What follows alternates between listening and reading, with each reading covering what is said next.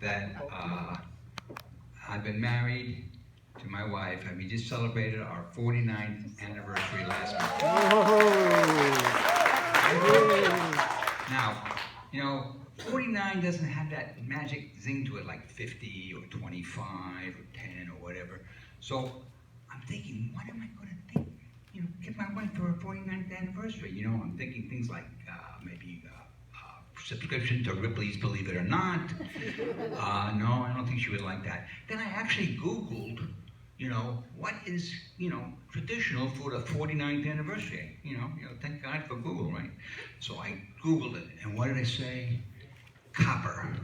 Copper. Now, what do you think that's copper? Well, there's a penny, there's copper tubing that everybody's ripping off from everybody else. So I think, no, I don't think I want to. That if I give my wife a copper penny and put it in a card, I'll say a penny for your thoughts. Oh boy, will I get a thought? No, I know that's not going to work either. But you know, I had to try to think of something unique and thoughtful. You know. So I'm thinking, 49. You know. I actually remembered, my multiplication tables, and I said 7 times 7 is 49. Hey. And what is 7? It's a lucky number. So to me, I've been, 7 times lucky to be married to the same woman for 49 years. Now there's responsibilities, for anniversaries. There's one thing after 49 years, I made a few mistakes. I remember it was about my 3rd anniversary. That's right, my 3rd. And my wife happened to casually say to me, our pots and pans look pretty shabby. So, I think we need some new pots and pans. So I'm thinking practical, Oh, okay. So it's our anniversary, so I get my wife a whole brand new set of pots and pans. Well, I wanted to tell you something. She wanted to take those pans, my pots and pans, and throw them at me. So you cannot think practical when it comes to anniversaries. In fact, the more impractical you are, the better off you are. Like, for example, another thing was my 40th anniversary. Truth is, 40th anniversary. I went to my honeymoon in St. Thomas. So I'm thinking, this would be a great for a 40th anniversary. So I took a cruise, and I booked a cruise to go to St. Thomas, the Grand Turks, and Puerto Rico. So I'm all excited. This is great. I say, so I call up one of my underwriters. I was in insurance at the time. I say, Melissa, listen to what I did for Susie. I got a trip to St. Thomas. That's where we had our honeymoon. And she says, and? She says, and I say, well, what do you mean, and? I mean, this is exciting. I'm taking my wife to where we had our honeymoon. She says, and? So all of a sudden, it gets through the protoplasm up there, and I said, she said it twice. Something must be important. I have to commemorate the occasion with some kind of a gift besides the trip. So I got her a nice ruby pendant with the and I gave it to her at St. Thomas. And she says, you weren't supposed to give me anything. But I did, of course, and she was pretty happy for it. Being married 49 years, you've also had your ups and your downs and everything else like that. I remember, one of the things is that you never say no to your wife. That's the one thing. No has to be completely defunct from your vocabulary. Women, on the other hand, they can say no anytime they want. They got a free pass, So you might see me walking around the house, like Quasimodo. Yes, dear. Yes, dear. People come to my house and they say, I don't recognize that guy, but his face rings a bell. Anyway. I know. All right. One of the things I've noticed is that the commercials lately, and based on what I see in the audience here, did you notice that the commercials are starting to cater more to the older generation?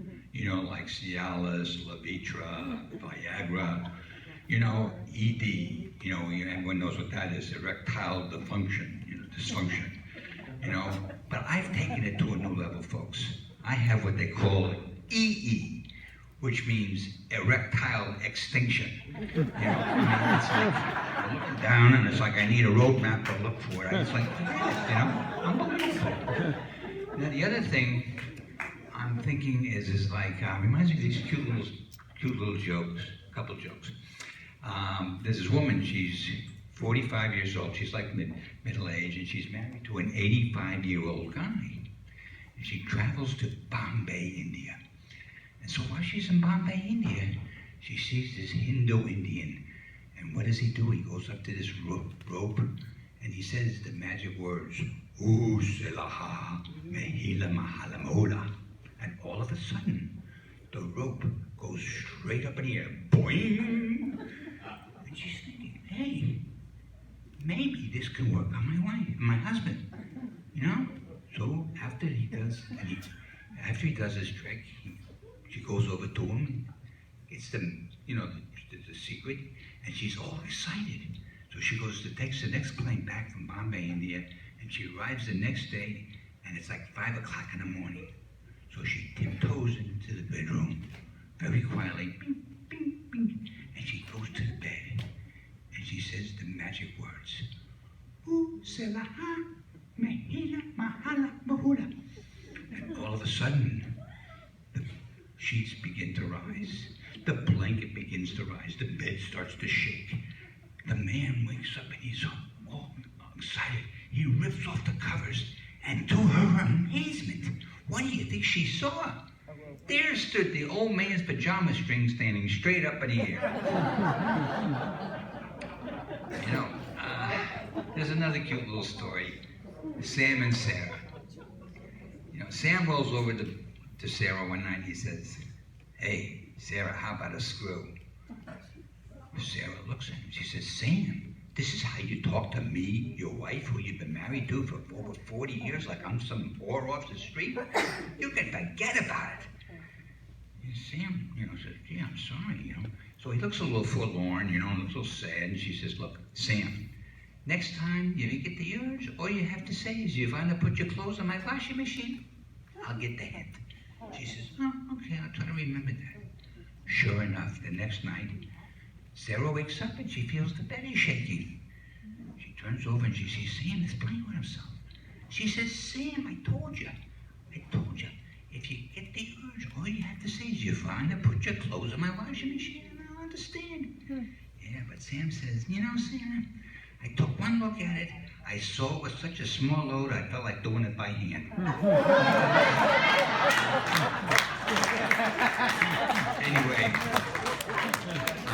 you can lose all your senses. You can lose your sense of sight. You can lose your sense of smell. You can lose your sense of hearing, which in our house is quite possible, because Susie and I are yelling at each other because the TV is too loud. And you lose all your senses. But the one sense that gets us through the good times, the bad times, the highs, the lows, the happy times, the sad times, you should never lose your sense of humor. Stay well, be well, and may God bless. Harry Renkoff, ladies and gentlemen. Let's give it up for Harry Renkoff. Wow, as good as always. Thank you. Another nice round of applause for Harry Renkoff. I hope he comes back.